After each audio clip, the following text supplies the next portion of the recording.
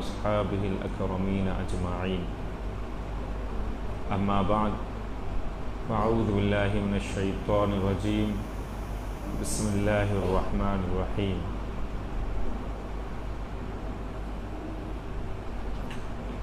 إذا جاء نصر الله والفتح ورأيت الناس يدخلون في دين الله أفواجا. قال سبحانه وتعالى في مقام آخر: وقل جاء الحق وزهق الباطل إن الباطل كان زهوقا. وقال سبحانه وتعالى في شان حبيبه الكريم: إن الله وملائكته يصلون على النبي يا أيها الذين آمنوا صلوا عليه وسلموا تسليما. اللهم صل على سيدنا شفيعنا حبيبنا نبينا مولانا محمد وعلى آله وصحبه أفضل صلواتك وعدد معلوماتك وبارك وسلم. الصلاة والسلام عليك يا حبيبي يا رسول الله صلی اللہ تعالیٰ علیہ وآلہ وسلم. محترم حاضرین و سامعین، السلام علیکم ورحمۃ اللہ وبرکاتہ. الحمدللہ، آج کی یہ ہماری نشست نویں نشست ہے اور ہمارے درمیان میلاد کی مبارک گھڑیاں عید میلاد النبی صلی اللہ تعالیٰ علیہ وآلہ وسلم صرف 2 رات باقی ہے، چہارشنبہ اور جمعرات. اور چہارشنبے کے دن تو حسب معمول وہی طریقے سے انشاءاللہ جلسے کا آغاز ہوگا، لیکن جمعرات کے دن سندل مالی ہونے کی وجہ سے رات میں تقریباً 10:30 کے بعد جلسے کا آغاز ہوگا. اس وقت ہمارے پاس وقت بہت کم ہوگا. ابھی ہمیں 8ویں ہجری میں جو واقعات رونما ہوئے اس کو ہم گوش گزار کرنے والے ہیں. محترم حاضرین، سیرت کا بہت بڑا حصہ ابھی ہمیں سننے اور سنانے کی سعادت حاصل کرنا ہے. تو ہم گزشتہ نشستوں میں یہ بیان کرتے ہوئے آئے ہیں کہ نبی پاک علیہ الصلوۃ والسلام جنگ بدر، جنگ احد کے بعد جنگ بنی مصطلق اور جنگ احزاب، اس کو ہی غزوہ خندق کہتے ہیں. تو اس کے ساتھ ساتھ ہم صلح حدیبیہ کے بارے میں بھی عرض کر چکے ہیں. مدینہ والے اور مکے والے جو صلح کیے تھے کہ 10 سال تک جنگ وغیرہ نہیں ہوگی وغیرہ وغیرہ، اس کے بعد بھی ہم یہ کیے تھے. اس میں یہ بھی شرط رکھی گئی تھی کہ اس سال عمرہ نہیں کرنا چاہیے، واپس لوٹ جانا چاہیے. آئندہ سال آپ عمرہ کر سکتے ہیں اور صرف 3 دن کے لیے، صرف 3 دن کے لیے. تو محترم حاضرین، یہ 7ویں ہجری کا واقعہ ہے. تو نبی پاک علیہ السلام اگلے سال عمرۃ القضاء، مانے جو عمرہ کرنے آئے تھے اس کی قضاء کو کرنے کے لیے نبی پاک علیہ السلام عمرہ کرنے کا ارادہ فرماتے ہیں.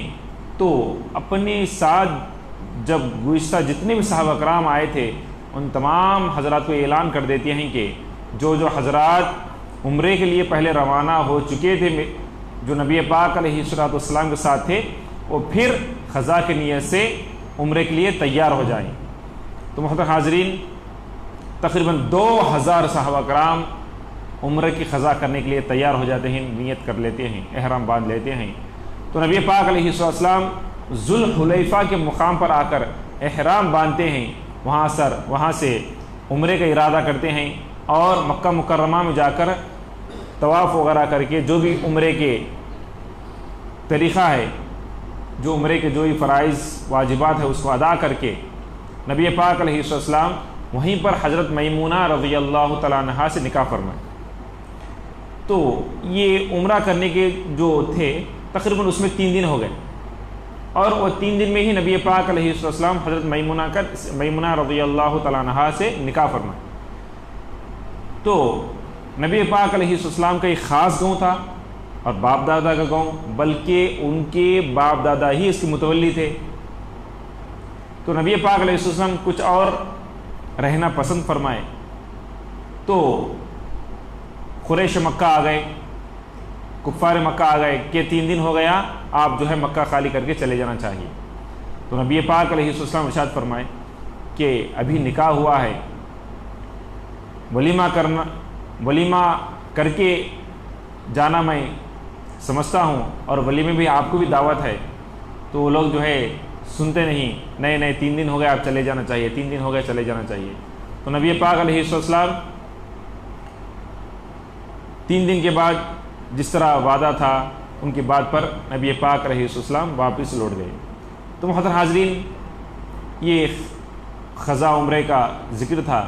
اس کے بعد خیبر میں جو حضرت مولا کائنات علی مرتضیٰ رضی اللہ تعالیٰ عنہ، خیبر میں جو قموس کا جو قلعہ تھا، اس میں مرحب نامی جو پہلوان تھا، اس کو قتل کر کے پورے خیبر کے دروازے اکھاڑ پھیر کے مولا کائنات علی مرتضیٰ رضی اللہ تعالیٰ عنہ جو خیبر فتح کرتے ہیں، تو نبی پاک علیہ السلام حضرت صفیہ رضی اللہ تعالیٰ عنہ سے نکاح فرماتے ہیں۔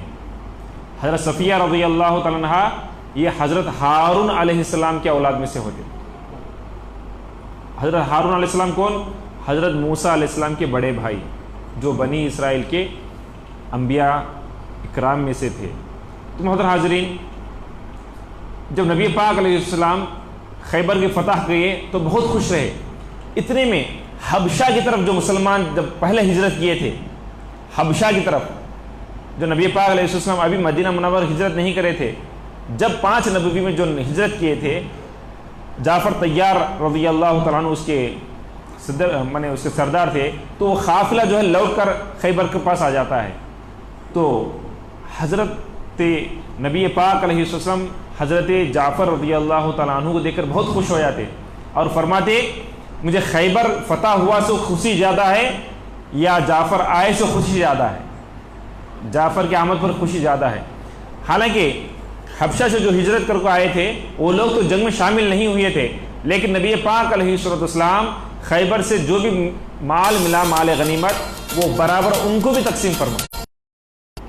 تو اتنے میں پھر 8 ہجری آتی ہے، تو صلح حدیبیہ میں یہ معاہدہ طے پایا تھا کہ قریش کے ساتھ جو بھی قبیلہ دوستی کرنا چاہے دوستی کر سکتا ہے، اور مسلمانوں کے ساتھ جو بھی قبیلہ دوستی کرنا چاہے کر سکتا ہے، لیکن جو کوئی اس کی دوستی کر لیا اور اس سے جو دوستی کر لیا تو وہ دونوں بھی جو ہے امان ہے، ان دونوں جھگڑنا نہیں چاہیے 10 سال تک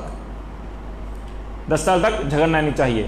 تو اس معاہدے کے تحت بنو بکر کا جو قبیلہ ہے وہ قریش مکہ کافروں کے ساتھ جو ہے دوستی کر لیا، اور بنو خزاعہ یہ نبی پاک علیہ السلام کے صحابہ کرام کے ساتھ جو ہے وہ معاہدہ کر لیے۔ یہاں پر ایک بات اچھی طرح سمجھنا چاہیے، یہ بنو بکر اور بنو خزاعہ پہلے سے ہی لڑتے تھے، چھوٹی چھوٹی باتوں پر لڑ لینا اور آ کے ان پر قتل غارت گیری کرنا اور ان کو بہت زیادہ ظلم کرنا تھا۔ تو تھوڑے دن 8ویں ہجری میں یہ واقعہ پیش ہوتا ہے کہ بنو خزاعہ جو ہے اپنی جگہ پہ رہتے، تو بنو بکر جو ہے ان کے اوپر حملہ کر دیتے۔ ان کے حملہ کرنے کے وقت یہ قریش والے جو ہے ان کو اسلحہ تلوار وغیرہ جو ہے فراہم کرتے، بلکہ ان کے ساتھ شریک بھی ہوتے، ان کو زیادہ مار پیٹ کرتے، ان کو کئی لوگ قتل کرتے۔ تو بنو خزاعہ جو ہے مدد کے لیے جو فوری جو ہے مدینہ منورہ کو پہنچتے اور رسول پاک علیہ السلام کی بارگاہ میں عرض کرتے، یا رسول اللہ صلی اللہ علیہ وسلم، جو معاہدہ کیا گیا تھا، جو صلح حدیبیہ کے موقع پر جو معاہدہ کیا گیا تھا، یہ لوگ ہمارے اوپر حملہ کیے ہیں اور معاہدہ جو توڑے ہیں، بات کے خلاف کیے ہیں، وعدے کے خلاف کیے ہیں۔ تو نبی پاک علیہ السلام سننا تھا، آپ جو ہے یہ کہ معاہدہ ٹوٹ گیا، اب کیا کریں؟ تو نبی پاک علیہ السلام ان کو 3 شرطیں دیتے ہیں۔ مکے والوں کو 3 شرطیں دیں کہ جن لوگوں کا تم قتل کیے ہو اس کا خون بہا تو دو، خون بہا مانے ان کی جان کی قیمت دو، یا نہیں تو کہ ان سے تمہیں ہمیشہ کے لیے دوستی چھوڑ دو۔ بنو بکر جو ہے ان کے اوپر حملہ کیے، اس وجہ سے بنو بکر کو ہمیشہ جو ہے اوائڈ کر دو، نہیں تو صلح حدیبیہ کا جو معاہدہ ہو وہ ٹوٹ گیا بول کر اعلان کر دو۔ یہ 3 شرائط دیتی۔ تو جب 3 شرائط جب مکہ والوں کے پاس پہنچتے، مکہ والے فخر میں کہتے، مستی سے کہتے ہم جو ہے صلح حدیبیہ کے معاہدے کو توڑ دیے، جاؤ۔ جیسا ہی نبی پاک علیہ السلام کی بات پہنچی تو نبی پاک علیہ السلام جو ہے اب جنگ کی تیاریاں کرنا شروع کرتے۔ بعد میں یہ جو ہے ان کو بہت مستی میں غصے میں تو بول دیے، بعد میں ان کو سمجھ میں آئی بات کہ ہم نے جو کہا ہے، ہم نے جو بولا ہے وہ بہت بڑی غلطی ہے، وہ بہت بڑی غلطی ہے۔ تو ابو سفیان جو ہے، جو مکہ والوں کے جو صدر رہتے، جو سردار رہتے کافروں کے، ابو سفیان جو ہے فوری مدینہ منورہ کو آ کر نبی پاک علیہ السلام کی بارگاہ میں عرض کرتے، پہلے صحابہ کرام سے ملتے کہ کسی طرح بھی معاہدے کو پھر لوٹایا جائے، پھر معاہدے کو لوٹایا جائے۔ تو صحابہ کرام جو ہے بولتے کہ ہم کوئی سفارش نہیں کر سکتے، کیونکہ وہ نبی پاک علیہ السلام کی بارگاہ ہے، ان کے پاس جا کے ہم اپنی بات نہیں کر سکتے، بہتر ہے کہ تم ہی جاؤ۔ تو ابو سفیان جو ہے حضرت نبی پاک علیہ السلام کی بارگاہ میں جو ہے پیش ہوتے، لیکن نبی پاک علیہ السلام فرماتے نہیں، معاہدہ ٹوٹ چکا، چل جا سکتے، اس کے بارے میں کوئی بات نہیں۔ تو ابو سفیان جو ہے بے مراد جو ہے واپس لوٹ جاتے۔ یہاں پر ہلبلی مچ جاتی کافروں کے پاس کہ کیا ہونے والا ہے، کچھ ہونے والا ہے۔ تو نبی پاک علیہ السلام خفیہ انداز میں تمام صحابہ کرام کو یہ حکم دیتے کہ جنگ کے لیے تیاری کرو، جنگ کی تیاری کرو۔ یہ نہیں فرماتے کہ کس کے خلاف جنگ کرنا ہے، کہاں پر جا کے جنگ کرنا ہے، کس کے ساتھ جنگ کرنا ہے، یہ کچھ بھی نہیں بولتے۔ حضرت ابو بکر صدیق رضی اللہ تعالیٰ عنہ کو بھی اس کے بیان معلوم نہیں۔ تو نبی پاک علیہ السلام اتنی رازداری میں جو ہے بولتے، اور اپنے ساتھ جو ان کے قبیلے تھے، ساتھی قبیلے تھے، ان کو بھی اعلان کر دیتے کہ آپ لوگ جو ہے ہم لوگوں کو ساتھ دینا ہے، کہ آپ لوگوں بھی جو ہے جنگ کے لیے تیار ہو جائیں۔ تو نبی پاک علیہ السلام کوئی صحابی کو معلوم ہی نہیں کہ ہم بس رسول پاک علیہ السلام کو حکم ہے جنگ کی تیاری کرنا، بس جنگ کی تیاری کرنا ہے، کدھر جانا ہے، کیسے جانا ہے، کچھ بھی نہیں۔ دیکھو نبی پاک علیہ السلام کی بات کی کتنی اہمیت تھی، تو صحابہ کرام کتنا نبی پاک علیہ السلام پر جان نچھاور کرتے تھے۔ حضرت ابو بکر صدیق رضی اللہ تعالیٰ عنہ کو بھی معلوم نہیں کہ کیا کرنا ہے۔ اتنے میں ایک واقعہ پیش ہوتا ہے کہ حضرت حاتب رضی اللہ تعالیٰ عنہ مسلمان رہتے اور مدینہ منورہ میں رہتے، اور ان کے بیوی بچے مکی میں رہتے، ان کے بیوی بچے مکی میں رہتے، اور یہ مدینہ کو ہجرت کر گئے ہوتے۔ تو حضرت حاتب کیا کرتے، ایک خط لکھتے مکہ والوں کو کہ دیکھو مدینہ والے جو ہے جنگ کی تیاریاں کر رہے ہیں، کچھ ہو رہا ہے، یہ پورا خط تفصیل سے لکھ کے ان ایک عورت کو خط دے کر ان کے پاس بھیجتے، خط دے کے روانہ کر دیتے۔ تو رسول پاک علیہ السلام کو اللہ سبحانہ و تعالیٰ جو ہے مطلع فرما دیتا کہ ایسا خط ایک جگہ عورت لے کر جا رہی ہے۔ تو اللہ اکبر، نبی پاک علیہ السلام تو اللہ کے عطا سے غیب جاننے والے ہیں۔ تو نبی پاک علیہ السلام حضرت علی اور حضرت مقداد اور حضرت زبیر رضی اللہ تعالیٰ عنہم اجمعین، ان 3 صحابہ کرام کو بلا کر کہتے کہ تم تینوں جاؤ مقام خاخ کے پاس، خاخ جگہ کے پاس ایک عورت ملے گی، اور اس کے پاس جو ہے خط رہے گا، وہ خط لے کر آؤ، وہ خط لے کر آؤ۔ تو تینوں صحابہ کرام جو ہے جلدی جلدی تشریف لے جاتے، جلدی جلدی اپنا گھوڑا دوڑاتے۔ تو نبی پاک علیہ السلام کے فرمان کے مطابق مقام خاخ کے پاس وہ عورت موجود رہتی۔ تو حضرت علی رضی اللہ تعالیٰ عنہ جاتے ہی کہتے ہیں اے عورت تیرے پاس جو خط ہے وہ دے دے۔ وہ عورت کہتی میرے پاس کوئی خط نہیں، میرے پاس کوئی چیز نہیں ہے۔ تو حضرت علی رضی اللہ تعالیٰ فرماتی کہ رسول پاک علیہ السلام کی بات کبھی غلط نہیں ہو سکتی، اور ہم جھوٹ بھی نہیں بول رہے ہیں، گارنٹی تیرے پاس خط ہے، خط دیتی یا تیرا کام تمام کروں تو فوری وہ جو ہے اپنے چونڈی میں سے اپنے بالوں میں سے خط نکال کر حضرت علی رضی اللہ تعالیٰ پیش کر دیتی. تو حضرت علی رضی اللہ تعالیٰ تینوں صحابہ جو ہے نبی پاک علیہ السلام کے پاس جا کے وہ خط دیکھتے. خط میں جو ہے پورے تفصیلات رہتے کہ مدینے والے جنگ کی تیاری کر رہے ہیں. یہ تو نبی پاک علیہ السلام حضرت حاتب کو بلا کر کہتے کہ یہ اس طرح تو نے راز کو فاش کیوں کیا, ان کو مخبری کیوں کی, ان کو پیغام کیوں پہنچایا؟ تو حضرت حاتب رضی اللہ تعالیٰ فرماتی ہیں یا رسول اللہ صلی اللہ علیہ وسلم میں نہ تو کافر ہوا ہوں نہ میں منافق ہوں, لیکن میں مکہ والوں کو اگر یہ بات پہنچا دوں تو شاید وہ رحم کر کے میرے بیوی بچے جو وہاں پر مکے میں ہیں ان کے ساتھ نرمی کا معاملہ کریں گے, کیونکہ میرے سوا ان کے لیے کوئی نہیں ہے.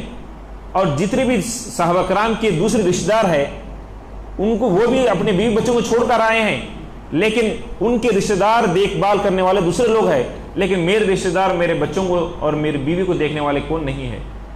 شاید کہ میں اگر خط بھیج دوں تو وہ خط میں ان کے اوپر احسان کرنے کے وجہ سے وہ بھی سمجھیں گے کہ حضرت حاتب ہم پر احسان کیے ہیں, ان کی خاندان پر ان کے فیملی پر بھی ہم کچھ نرمی کا معاملہ کریں گے.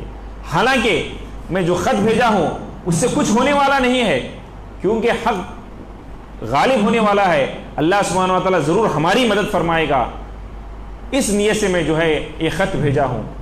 تو نبی پاک علیہ السلام ان کی مجبوری کو قبول کر کے ان کو معاف کر دیتے ہیں اور کہتے ہیں کہ آئندہ ایسا نہیں ہونا چاہیے. تو محترم حاضرین, نبی پاک علیہ السلام 10 رمضان المبارک کو مدینہ منورہ سے 10,000 صحابہ کرام کے ساتھ نکلتے ہیں.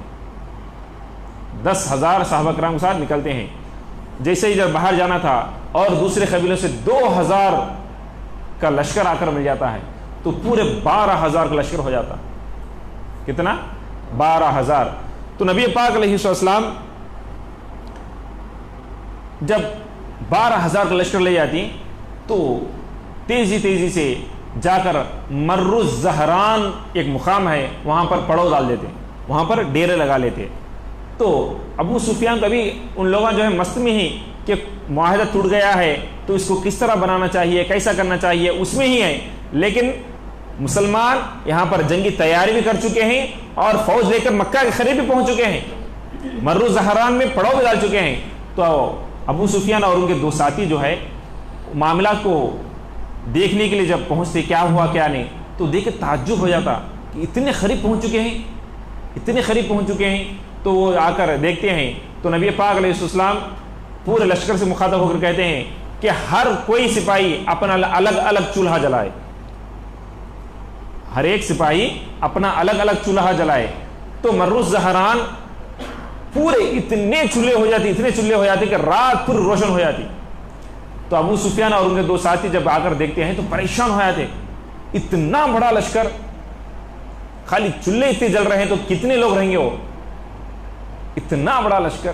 تو ڈر کے کام اٹھتے ہیں اور ان کے اندر حوصلہ, جب 313 تھے ہم کچھ نہیں کر سکے, اب اتنے لوگ, اب کیا ہوگا.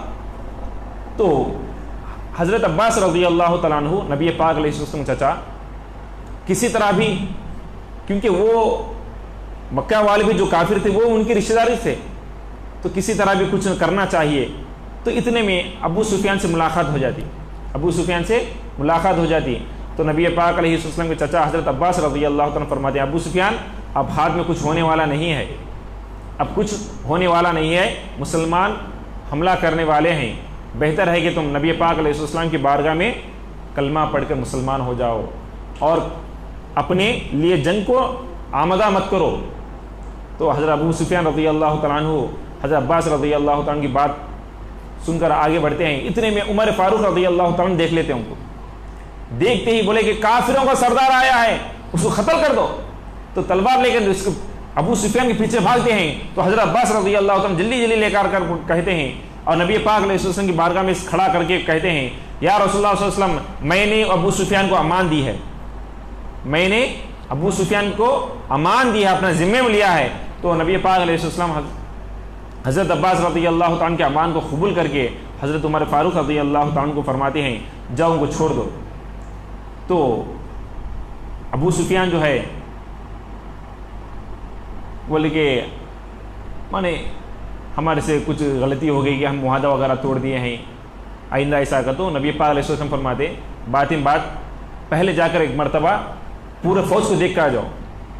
تو اللہ اکبر، تو حضرت عباس جو ہے ابو سفیان کو لے کر پوری فوج دکھلاتے.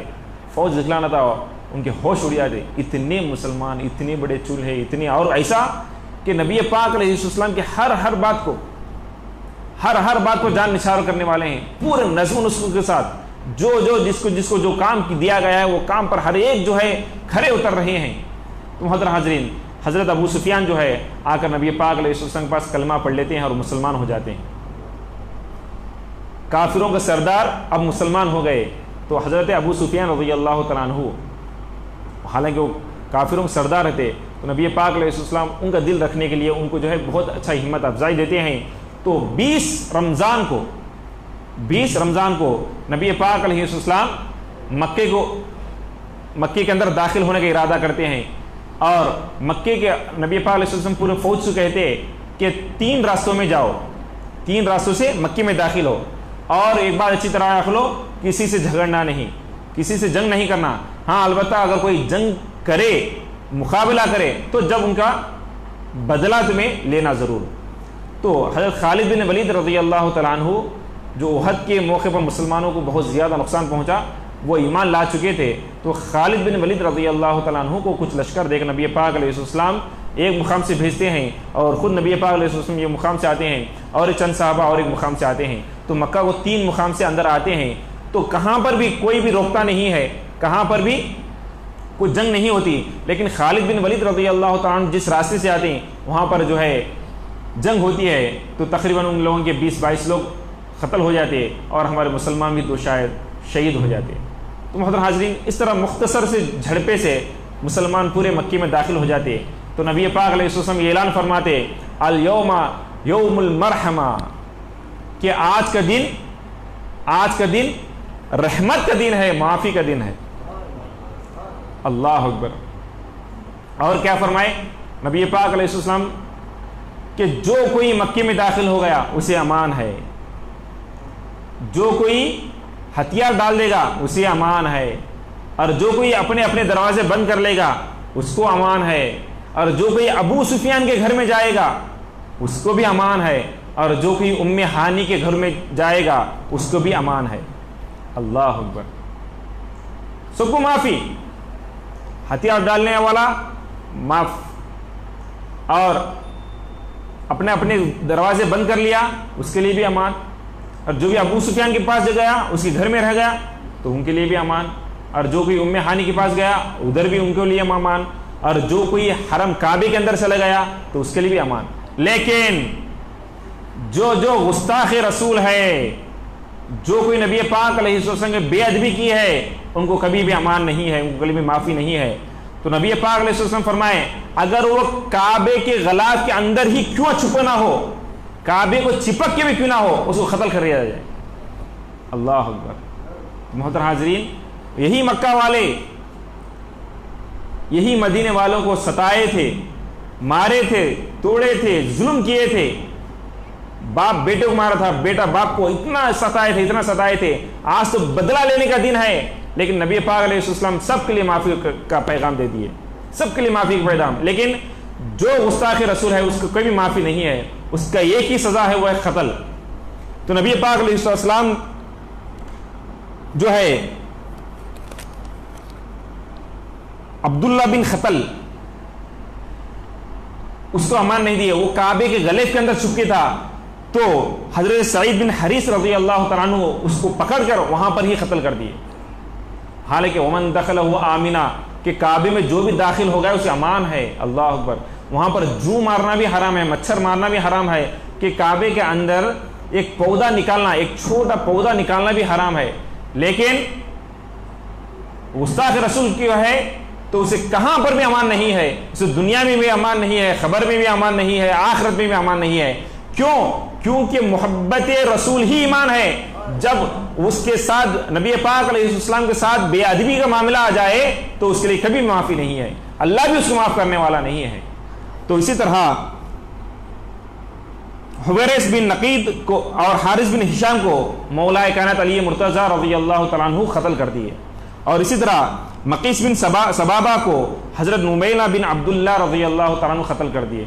और इसी तरह अब्दुल्ला बिन खतल की बांदी जो थी वो भी बहुत ज़्यादा गुस्ताख करती थी, उसको भी कत्ल कर दिया गया। तो मुहतरम हाज़रीन, और जो जो भी हथियार डाल दिए, सब के लिए अमान, सब के लिए अमान, सब के लिए अमान। तो मुहतरम हाज़रीन, नबी पाक अलैहिस्सलाम जब अंदर तशरीफ़ लाए तो काबे की तरफ गए, काबे की तरफ गए और नबी पाक अलैहिस्सलाम के ऊँटनी के पीछे हज़रत हुस्सामा रज़ी अल्लाह तआला अन्हु भी सवार थे और हज़रत बिलाल रज़ी अल्लाह तआला अन्हु आगे आगे ऊँट को पकड़ते जा रहे हैं। तो नबी पाक अलैहिस्सलाम जब काबे के पास आए और एक लाठी लेकर, एक लकड़ी लेकर पूरे बुतों को गिराना लगे और ये पढ़ते रहे, जाल हक़ व ज़हक़ल बातिल इन्नल बातिल कान ज़हूक़ा, कि हक़ आ गया है और बातिल मिट गया है और बातिल मिटने ही वाला है। तो मुहतरम हाज़रीन, पूरे बुतों को पूरे सहाबा करम लाए और वही मक्का वाले में फोड़े, उनके हाथां तोड़े, उनके गर्दना उड़ाए, लेकिन कोई बुत उफ तक नहीं कह रहा है, कोई भी बुत आह भी नहीं कर रहा है। तो ये चीज़ों को देखकर काफिरान दंग रह गए कि हम लोग इनकी इबादत कर रहे थे, इनके सामने हम सजदा कर रहे थे, ये हमारे बचाने वाले हैं, उनका कोई भी बचाने वाला नहीं है। वो हाथां टूट जा रहे, पाँव टूट जा रहे, उसके पास कुछ भी नहीं है इनके सामने। अरे है हम कितने बातिल थे, हम कितने बातिल थे। तो तकरीबन 360 बुत काबे के अंदर मौजूद थे, काबे के अतराफ मौजूद थे। तो नबी पाक अलैहि सल्लम पूरे बुतों को काबे से साफ कर दिया। साफ करके बाद जब ज़ोहर का नमाज का वक्त आया तो हज़रत बिलाल रज़ी अल्लाह तआला अन्हु को हुक्म दिया कि अज़ान दो। तो हज़रत बिलाल रज़ी अल्लाह तआला अन्हु काबे के छत पर चढ़कर अज़ान दिए ज़ोहर की नमाज का। जैसे अज़ान दे तो अल्लाह अकबर, अभी तक काबे में अज़ान नहीं हुई थी क्योंकि अज़ान मदीने में जो है वाजिब हुई थी, मक्के में काबे पहली मरतबा बिलाल रज़ी अल्लाह तआला जब ऐसा ही काबे पर छत पर अज़ान दिए तो पूरे काबे की रौनक और बढ़ गई और उसकी फिजा पूरे अल्लाह सुब्हानहू व तआला के नाम से रोशन व मुनव्वर हो गई। तो मोहतरम हाज़रीन, नबी पाक अलैहिस्सलाम जब मक्का फतह हो गया, अब मक्का भी किसका हो गया? मुसलमानों हो गया। तो कई लोग नबी पाक अलैहिस्सलाम आते हैं और बारगाह में हाथ देते हैं, बैत करते हैं और मुसलमान हो जाते हैं। तो कई औरतें आती हैं और नबी पाक अलैहिस्सलाम से बैत करती हैं और मुसलमान हो जाते हैं। ये सिलसिला चलते रहा। तो नबी पाक अलैहिस्सलाम 15 दिन मक्के में ही ठहरे रहे, 15 दिन मक्के में ठहरे रहे। अब यहाँ पर अंसार और मुहाजिरीन जो है बातचीत चलने लगी। अंसार कहने लगे कि शायद नबी पाक अलैहिस्सलाम यहीं पर रुक जाएंगे क्योंकि उनके बाप दादा का गाँव है और नबी पाक अलैहिस्सलाम को मक्का बहुत पसंद है। यहाँ पर उनके रिश्तेदार, उनकी घर वगैरह सब मौजूद है, शायद यहीं पर रुक जाने का इरादा है, शायद इतने दिन हो गए हैं अभी तक निकलने का इरादा नहीं। तो अल्लाह अकबर। तो नबी पाक अलैहिस्सलाम 15 दिन के बाद सहाबा कराम को इकट्ठा करके कहते हैं, चलो हम मदीना मुनव्वरा वापस जाना है, चलो हम मदीना मुनव्वरा को वापस जाना है। तो पूरे सहाबा कराम जो खुश हो जाते, अंसार तो और ज़्यादा खुश हो जाते कि नबी पाक अलैहिस्सलाम हमारे शहर में रह रहे हैं और नबी पाक अलैहिस्सलाम हमारे संगत में रह रहे हैं, तो बहुत ज़्यादा खुश हो जाते हैं। तो मोहतरम हाज़रीन, नबी पाक अलैहिस्सलाम एक सहाबी को मक्का का वाली बनाकर वहाँ पर देखभाल करने के लिए वहाँ पर मुकर्रर करके नबी पाक अलैहिस्सलाम मदीना मुनव्वरा को तशरीफ़ लाते हैं। तो जब मक्का फतह हो गया तो शैतान चीखें मारने लगा। उसकी चीखें सुनकर उसके चेले पूरे सामने आ गए कि क्या आका क्या हो गया। तो शैतान चिल्ला कर कहने लगा कि अब काबा फतह हो चुका है, मक्का फतह हो चुका है, नबी पाक अलैहिस्सलाम की उम्मत कभी भी अब जाहिलियत की तरफ, शिर्क की तरफ नहीं लौटेगी, वो शिर्क नहीं करेंगे कि जब हमारा क्या होगा, हम इतनी मेहनत करके उनको शिर्क करा रहे हैं, कभी भी मक्के में शिर्क नहीं होगा और उम्मत मुहम्मदिया सल्लल्लाहु अलैहि वसल्लम कभी शिर्क नहीं करेगी। बोलकर पीट कर रो रहा था क्योंकि पहले के पैगंबर जो है जब उनकी तालीमात रहे اور آپ بھی بحیات رہے، تو جب تمام حضرات جو ہے مومن تھے، جیسے ہی ان کا وصال مبارک ہو گیا اور زمانہ بیتتے گیا تو وہ لوگ شرک کی طرف چلے گئے۔ لیکن نبی پاک علیہ السلام کی وصال مبارک کے بعد بھی کتنا ہی زمانہ بیت گیا، لیکن نبی پاک علیہ السلام فرماتے ہیں کہ خود حدیث پاک میں ہے کہ مجھے خوف نہیں کہ میری امت پھر شرک میں مبتلا ہو جائے گی، شرک میں مبتلا ہو جانے کا خوف نہیں ہے، کیونکہ الحمدللہ میری امت توحید پرست رہے گی۔ تو اس طرح چیخیں مارنے لگا۔ تو نبی پاک علیہ السلام اس طرح مکہ فتح ہو گیا، مدینہ بھی مسلمانوں کا اور مکہ بھی مسلمانوں کا الحمدللہ، اور بازو کے علاقے پورے جو ہے خود بخود ان لوگوں آ کر ایمان لانا شروع کر دیے، تو تقریباً عرب جو ہے مسلمانوں کا ہو گیا ہے۔ اور اتنے میں جب 9 ہجری کا ٹائم آتا ہے تو ملک شام کا بادشاہ پریشان ہو جاتا کہ مسلمانوں کی طاقت آہستہ آہستہ بڑھتے جا رہی۔ روم کا بادشاہ،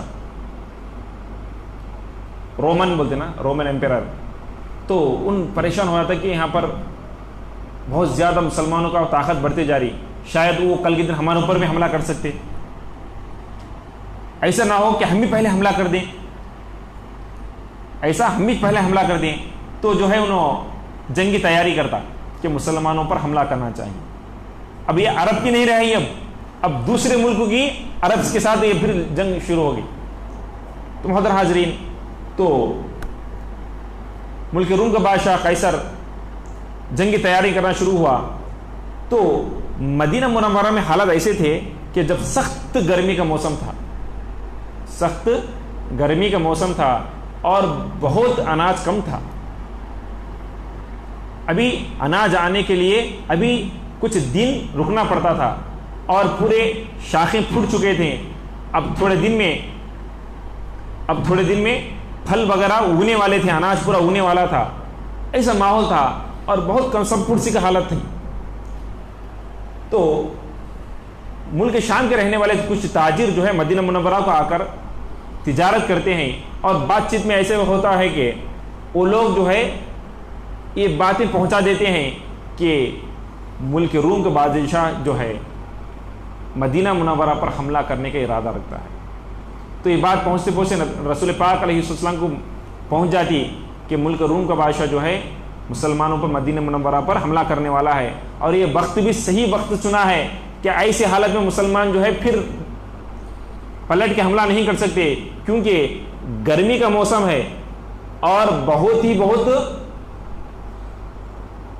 اناج بہت کم ہے، ایسا موقع بار بار ہاتھ نہیں آتا، تو پوری تیاری کر رہا ہے۔ تو نبی پاک علیہ السلام جو ہے صحابہ کرام کو بلا کر یہ حکم دیتے ہیں کہ ہم سب جنگ کے لیے جانا ضروری ہے، جنگ کے لیے نکلنا چاہیے۔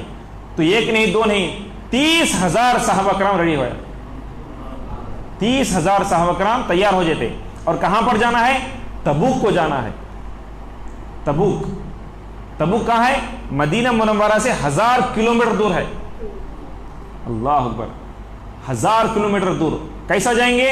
اللہ اکبر، سخت گرمی کا موسم، توشہ رکھنے کی وجہ سے کچھ بھی اناج وغیرہ نہیں، اب تھوڑے دن رکیں گے تو پورے کھیت ہاتھ کو آ جاتے، اب ایسی حالت میں کھیتوں چھوڑ دیں گے تو کھیت میں بربادی، کیسا رہیں گا؟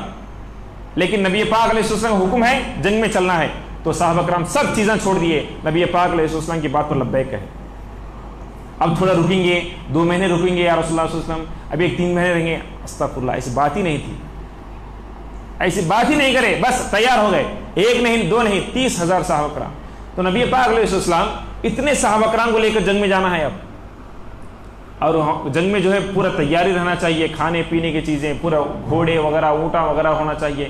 اس کے واسطے رسول پاک علیہ السلام تمام لوگوں سے جو ہے مالی مدد کرنے کے لیے کہتے کہ اللہ کے راہ میں کچھ دو، تو ہر صحابی اپنا اپنا کچھ جتنا بھی ہو سکے دیتا ہے۔ اللہ اکبر، حضرت عمر فاروق رضی اللہ تعالیٰ خیال کرتے ہیں کہ دیکھیں اچھا موقع ہے، ہمیشہ ابو بکر صدیق رضی اللہ تعالیٰ عنہ سب سے زیادہ دیتے تھے، آج موقع اچھا ہے کہ میں سب سے زیادہ دے کے نبی پاک علیہ السلام کی محبت میں زیادہ میں جو سرشار ہو جاؤں گا۔ تو وہ حضرت عمر فاروق رضی اللہ تعالیٰ عنہ اپنے گھر کا پورا آدھا حصہ پورا آدھا مال، پورا آدھی چیزاں پورا لا کر نبی پاک علیہ السلام کے خدموں میں رکھتے ہیں اور کہتے ہیں یا رسول اللہ صلی اللہ علیہ وسلم اس کو قبول فرما لیجیے۔ تھوڑی دیر ہونا تھا، حضرت ابو بکر صدیق رضی اللہ تعالیٰ عنہ تشریف لاتے ہیں، آ کر پورے کا پورا مال پیش کرتے ہیں، تو رسول پاک علیہ السلام مال قبول کرتے ہوئے کہتے ہیں کہ اے ابو بکر تم گھر میں کیا چھوڑ کر آئے ہو؟ تو حضرت ابو بکر صدیق رضی اللہ تعالیٰ عنہ فرماتے ہیں کہ میں اللہ اور اس کے رسول کو چھوڑ کر آیا ہوں، میں اللہ اور اس کے رسول کو چھوڑ کر آیا ہوں۔ پورے کا پورا مال رسول پاک علیہ السلام کے خدموں میں لٹائے تھے۔ تو رسول پاک علیہ السلام بہت خوش ہو جاتے، حضرت ابو بکر صدیق رضی اللہ تعالیٰ کو دعا دیتے ہیں۔ تو اس طرح پوری مدد حاصل ہونے کے بعد پوری جنگ کی تیاری کر کے نکلتے ہیں۔ تو محترم حاضرین، مدینہ منورہ میں اہل بیت اطہار اور ازواج مطہرات نبی پاک علیہ السلام کے بچوں کو اور بیویوں کی دیکھ بھال کرنے کے لیے حضرت علی رضی اللہ تعالیٰ عنہ کو نبی پاک علیہ السلام مقرر کرتے ہیں، اور مدینے کی دیکھ بھال کرنے کے لیے حضرت محمد بن مسلمہ رضی اللہ تعالیٰ عنہ کو مقرر کرتے ہیں۔ تو مقرر کر کے نبی پاک علیہ السلام روانہ ہو جاتے۔ اتنے میں پھر منافقین حضرت علی رضی اللہ تعالیٰ عنہ کے پاس آ کر چھیٹا مارتے کہ دیکھو تمہیں کیا بھی کام نہیں، تمہیں کیا کام نہیں ہوتا بول کر تمہیں چھوڑ کے نبی پاک علیہ السلام چلے گئے ہیں عورتوں کی حفاظت کرنے کے واسطے، اپنی بیویوں کی حفاظت کرنے واسطے۔ استغفر اللہ، ایسا۔ تو حضرت علی رضی اللہ تعالیٰ عنہ جو ہے، یہ میرے لیے بہت شرم کی بات ہے کہ یہ لوگ سمجھ رہے ہیں کہ میں جان سے ڈر رہا ہوں۔ تو نبی پاک علیہ السلام کے پاس حضرت علی رضی اللہ عنہ دوڑ کر جاتے ہیں اور قافلے میں ملتے ہیں، یا رسول اللہ صلی اللہ علیہ وسلم میں بھی آپ کے ساتھ جو ہے جنگ میں آنا چاہتا ہوں۔ تو حضرت علی رضی اللہ تعالیٰ عنہ کے فرمان کے بعد نبی پاک علیہ السلام فرماتے ہیں اے علی تم جاؤ، تم کو جو کام دیا گیا تھا اس کام کو کرو، اور ایک بات اچھی طرح رکھ لو، ان لوگوں کی باتوں کو تم کچھ بھی کان نہ دھرنا، کچھ بھی توجہ نہ کرنا، اور اے علی تم میرے لیے ایسے ہی ہو جیسا کہ موسیٰ کے لیے ہارون تھے، جس طرح موسیٰ کے لیے ہارون تھے میرے لیے تم ہو۔ ہاں میرے بعد جو ہے نبی کوئی نہیں ہوگا، میرے بعد کوئی نبی نہیں ہے۔ تو موسیٰ علیہ السلام اور ہارون علیہ السلام بھائی بھائی تھے، اور نبی پاک علیہ السلام اور حضرت علی رضی اللہ عنہ بھائی بھائی ہیں۔ تو خوش ہو جا کر حضرت علی رضی اللہ تعالیٰ عنہ پھر مدینہ منورہ کی طرف لوٹ جاتے۔ تو محترم حاضرین، نبی پاک علیہ السلام جب آگے بڑھتے ہیں تو ایک حجر کا مقام آتا ہے۔ تو رسول اللہ صلی اللہ تعالیٰ علیہ وآلہ وسلم فرماتے کہ اے لوگوں وہاں سے جلدی نکلو، جلدی گزرو، جلدی گزرو۔ تو پورا قافلہ جو ہے جلدی گزر جاتا ہے۔ تو نبی پاک علیہ السلام فرماتے یہی مقام ہے کہ اس سے پہلے قوم سمود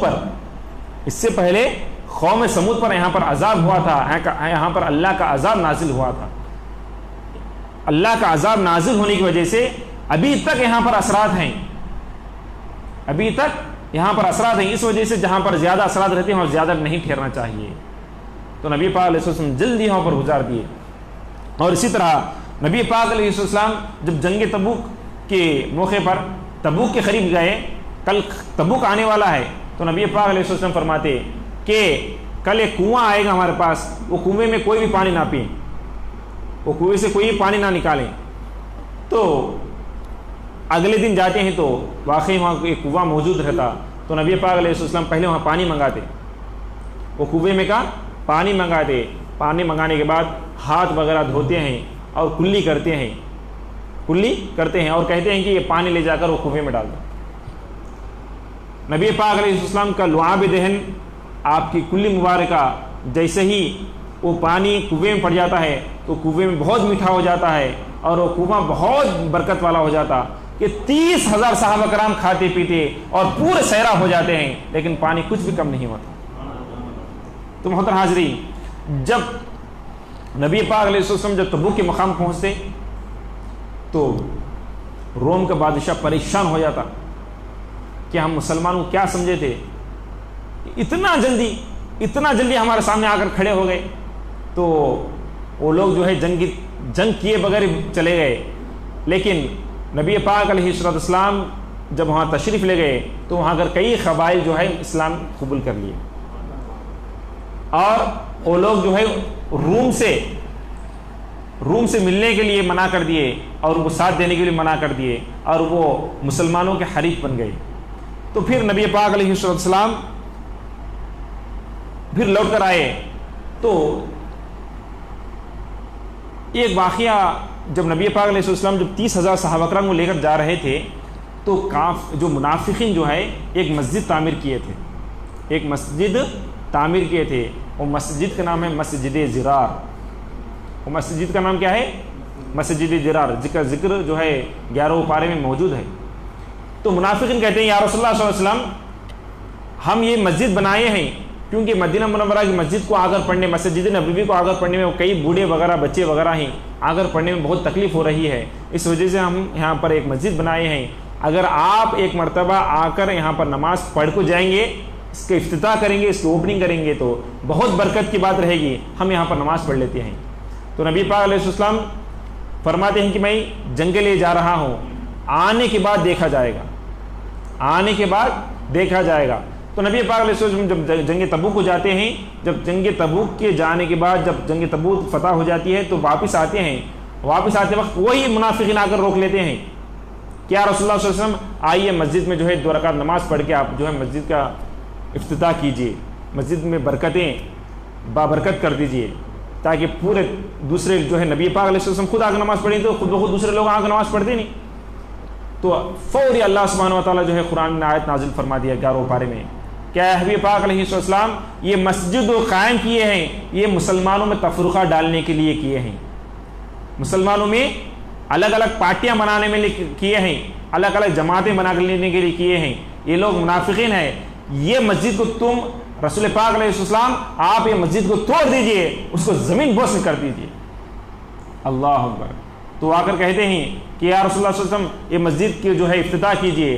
تو نبی پاک علیہ السلام پورے صحابہ کرام کو ارشاد فرماتے ہیں اے صحابہ یہ مسجد گرا دو۔ اللہ اکبر۔ پوری مسجد گرا دی جاتی ہے، پوری مسجد گرا دی جاتی ہے۔ تو پتہ یہ چلا کہ مسجد جو ہے مسلمانوں کو ایک بنانے کے لیے ہی قائم کرنا چاہیے، پھوٹ ڈالنے کے لیے نہیں ہے، کیونکہ جب کبھی پھوٹ ڈالنے کے لیے ہے تو مسجد بھی کیوں نہ ہو اس کو گرا دینا چاہیے۔ تو محترم حاضرین، جب یہ جنگ تبوک کا واقعہ پیش ہوتا 9ویں ہجری میں، جب 9ویں ہجری میں ہی عاملین زکوٰۃ بھی مقرر ہوتے ہیں، زکوٰۃ وصول کرنے والوں کو بھی مقرر کیا جاتا ہے کہ زکوٰۃ وصول کر لے کے آؤ۔ تو اسی طرح منافقین کا جو سردار تھا عبداللہ بن ابی بہت زیادہ بیمار ہو جاتا اور ان کے بیٹے ایمان والے رہتے اور اس کے چاہنے والے اب بھی رہتے بہت سے منافقین اندر۔ تو جب بیمار ہو جاتا تو نبی پاک علیہ السلام اس کے گھر تشریف لے جاتے اور اس کی عیادت کرتے، تو عبداللہ بن ابی جو ہے آخری سانسیں لیتا رہتا، تو رسول پاک علیہ السلام سے عرض کرتے یا رسول اللہ صلی اللہ علیہ وسلم میں مرنے کے بعد آپ اپنا جبہ مبارکہ میرے لیے کفن کے لیے دے دیں، میں اس میں کفنایا جاؤں اور آپ خود میرے نماز جنازہ پڑھائیں۔ نبی پاک علیہ السلام قبول کر لیتے ہیں اور وہ تھوڑے وقت کے بعد انتقال ہو جاتا ہے، مر جاتا ہے۔ تو نبی پاک علیہ السلام اپنا جبہ مبارک نکال کر، اپنا کرتا مبارک نکال کر اسے دے دیتے ہیں، وہی کرتے میں جو ہے دفن کیا جاتا ہے۔ تو حضرت عمر فاروق رضی اللہ تعالیٰ عنہ آ کر عرض کرتے ہیں یا رسول اللہ صلی اللہ علیہ وسلم آپ یہ کیا کر رہے ہیں؟ یہ تو بڑا منافق ہے، منافق کا سردار ہے، اس کو اگر آپ کیا کرتا دے رہے ہیں، اور آپ کا کرتا بہت برکت ہے۔ تو نبی پاک علیہ السلام ارشاد فرماتے ہیں مجھے ہی معلوم ہے کہ بہت بڑا منافق ہے، کیونکہ میرا یہ کرتا جب ہی اسے نفع دے گا جب وہ ایمان والا ہوگا، جب ایمان والا نہیں ہوگا میرا کرتا بھی اسے نفع نہیں دے گا، تو حضرت عمر فاروق رضی اللہ تعالیٰ خاموش ہو جاتے ہیں۔ نبی پاک علیہ السلام کی نماز جنازہ ہی پڑھاتے ہیں، جیسے ہی پڑھانا تھا تو اللہ سبحانہ و تعالیٰ کا حکم نازل ہو جاتا۔ 10ویں پارے میں یہ آیت ہے استغفر لہم او لا تستغفر لہم ان تستغفر لہم، تو یہ آیت نازل ہو جاتی کہ آپ کتنا بھی اس کے لیے دعا کریں، اللہ کافروں کے بارے میں دعا قبول کرنے والا نہیں ہے۔ ولا تقم علی قبری، اور آئندہ جو ہے منافقین کی کافرین کی نماز جنازہ بھی نہیں پڑھنا چاہیے، یہ حکم نازل ہو جاتا۔ تو اس کے بعد نبی پاک علیہ السلام کوئی بھی کافر کی، کوئی منافق کی جو ہے نماز جنازہ نہیں پڑھتے ہیں۔ اور نبی پاک علیہ السلام جو کرتا مبارکہ دیے تھے اور جو نماز پڑھے تھے، یہ دے کر، یہ اخلاق کو دے کر، ایک کرم نوازش کو دے کر تقریباً 1000 منافقین جو ہے پھر اسلام لا لیتے ہیں، توبہ کر لیتے ہیں کہ یا رسول اللہ صلی اللہ علیہ وسلم، ہم عبداللہ بن ابی کی باتیں سن کر منافقین کی چال چل رہے تھے، اب ہم سچے دل سے ایمان لاتے ہیں۔ محترم حاضرین، نبی پاک علیہ السلام عبداللہ بن ابی کے ساتھ جو احسانات کیے تھے، یہ جو احسانات کیے تھے، معلوم تھا رسول پاک علیہ السلام کو یہ بہت بڑا منافق ہے، وہ بہت بڑا جہنمی ہے، لیکن اس کو نہیں دیکھے بلکہ اس کو ساتھ ہم اچھائی کریں گے تو اس کے چاہنے والے پورے جو ہے ایمان میں داخل ہو جائیں گے۔ تو محترم حاضرین، یہ دور اندیشی جو ہے بہت بڑی چیز ہے۔ تو 1000 منافقین جو ہے مسلمان ہو جاتے ہیں۔ تو محترم حاضرین، اس طرح یہ 9ویں ہجری ختم ہوتی ہے اور 10ویں ہجری آتی ہے۔ 10ویں ہجری میں نبی پاک علیہ السلام حج کرنے کا ارادہ کرتے ہیں، حج کرنے کا ارادہ کرتے ہیں۔ اسی طرح 11ویں ہجری میں نبی پاک علیہ السلام اس دنیا سے پردہ فرماتے ہیں۔ انشاءاللہ کل ہم یہ باتیں بتانے کی سعادت حاصل کریں گے۔ آئیے اللہ تعالیٰ سے دعا ہے، اللہ سبحانہ و تعالیٰ ہم سب کو کہنے اور سننے سے زیادہ عمل کرنے توفیق عطا فرمائے، اور رسول پاک علیہ السلام سے سچی اور پکی محبت کرنے اور رسول دو عالم صلی اللہ تعالیٰ علیہ وآلہ وسلم کی غلامی میں زندگی بسر کرنے توفیق عطا فرمائے۔ وصلی اللہ تعالیٰ وسلم علی خیر خلقہ سیدنا محمد وعلی آلہ وصحبہ اجمعین، وما علینا الا البلاغ۔